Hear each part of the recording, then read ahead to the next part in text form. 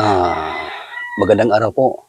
Ah, Isang napakalungkot na balita po kasi talagang tinuluyan na madala sa ICC ang ating dating Pangulong Rodrigo Duterte para iharap sa ICC. At napakasakit po at nakakalungkot kasi nga ginagawa nila ang lahat ng bagay na ito na hindi naaayon sa batas. Sabi po yan ng mga lawyers. At totoo naman po kasi nakita naman po natin at narinig ang mga kaganapan kahapon, kagabi, kung paano nila pinahirapan ang ating dating Pangulong Rodrigo Duterte, ang ating mahal na presidente. Masakit po.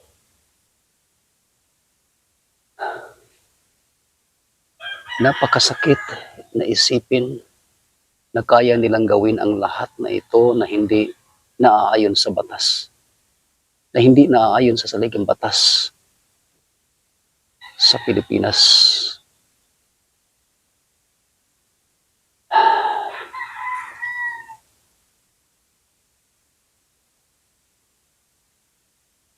Nailipad na po ang ating dating Pangulong Rodrigo Duterte sa labas ng bansa para iharap sa ICC. At hindi nila pinakinggan ang sigaw ng taong bayan. Hindi nila pinakinggan ang mandato ng milyong Pilipino sa buong bansa na nagmamahal kay dating Pangulong Rodrigo Duterte. At hindi rin nila pinakinggan ang pagdulog ng mga lawyers ng ating Pangulong Duterte sa Supreme Court. At kahit na sabi nila na may TRO na hindi pa rin pinakinggan, ginawa pa rin nila ang gusto nilang gawin na para sa kanila tama. At para naman sa buong sambayanang Pilipino,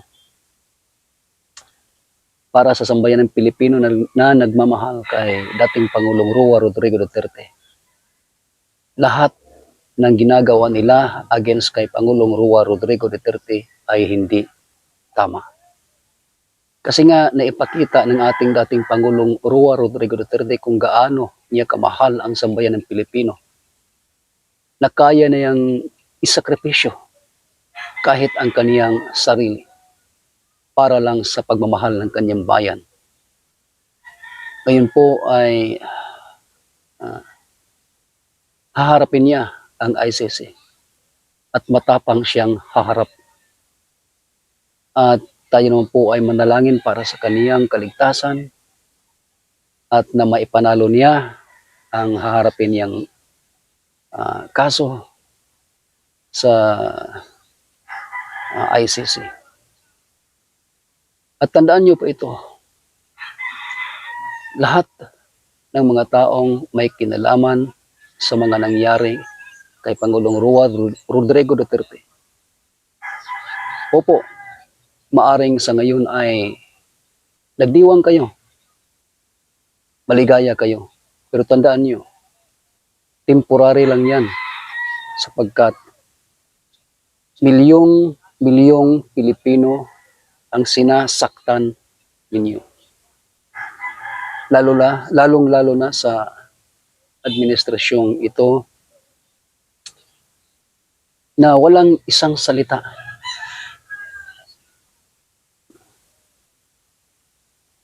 Walang isang salita.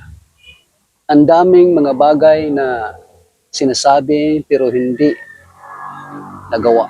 Walang isang salita. Alam niyo yan.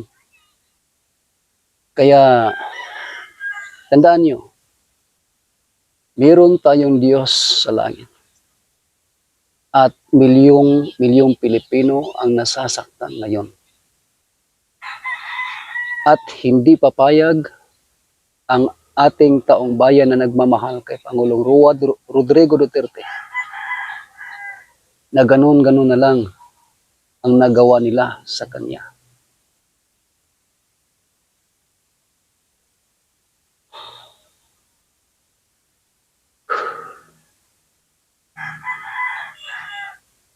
Ipanalangin po natin ang ating pinakamamahal na Pangulong Rodrigo Duterte.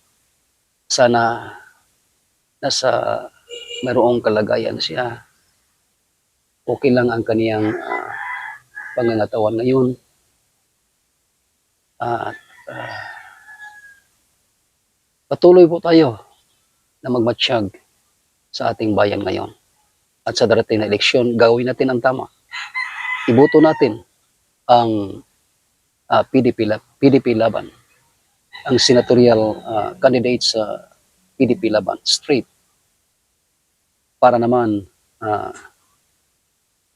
maipakita kung gaano ka tibay at kung gaano kamahal ang Pangulong Duterte ng taong bayan. Hanggang dito na lang po. Maraming salamat.